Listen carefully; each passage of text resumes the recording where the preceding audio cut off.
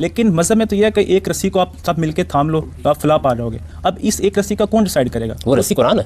قرآن. لیکن رسالت میں آپ صلی اللہ علیہ وسلم نے اس کو ڈیسائیڈ کر دیا. حضور نے فرمایا یہ قرآن ہے حبل اللہ الممدود من السماء الی الارض، یہ زمین سے آسمان تک اللہ کی تانی ہوئی رسی ہے، اس کو مضبوطی کے ساتھ پکڑ لو، اس کو مضبوطی کے ساتھ پکڑ لیں. دیکھیے اس سب چیزوں کے بارے میں حضور نے کتنی ہدایت فرمائی.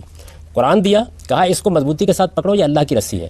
اس کے بعد لوگوں نے فرقہ بندی کا جب آپ نے ذکر کیا کہ پیدا ہوگی، لوگ اختلافات کو فرقے بنائیں گے، بنی اسرائیل کی سی روش تمہارے اندر پیدا ہوگی. لوگوں نے پوچھا کہ اس موقع کے اوپر ہم کیا کریں، فیصلہ کیسے کریں؟ آپ نے فرمایا بہت آسان حل بتاتا ہوں، ما انا علیہ واصحابی، میں اور میرے صحابہ جس طریقے پر ہیں اس طریقے کی پیروی کر رہا. ہم اصل میں اس رویے کو اختیار نہیں کرتے. کیا کرتے ہیں؟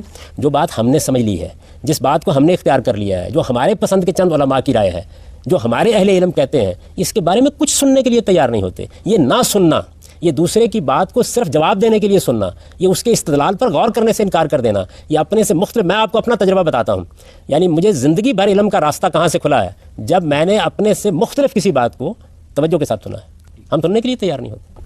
تو یہ رویہ ہے جس کو میں نے رویہ کہا ہے. اختلاف تو خدا کے لیے ہونے دیجئے. اگر اختلاف ختم ہو گیا تو اس کے نتیجے میں تو دنیا ایک بند گلی میں کھڑی ہو جائے گی، جا کے علم آگے نہیں بڑھے گا. کیوں؟ میں اگر فرض کر لیجئے کہ قرآن مجید کی ایک بات آپ نے سمجھی ہے اور میں محسوس کرتا ہوں کہ آپ نے غلط سمجھی ہے، تو مجھے یہ حق نہیں حاصل ہونا چاہیے کہ میں یہ کہوں کہ دیکھیے آپ نے قرآن مجید کے سیاق کو نہیں دیکھا، سباق کو نہیں دیکھا، آپ نے غلط بات سمجھ لی.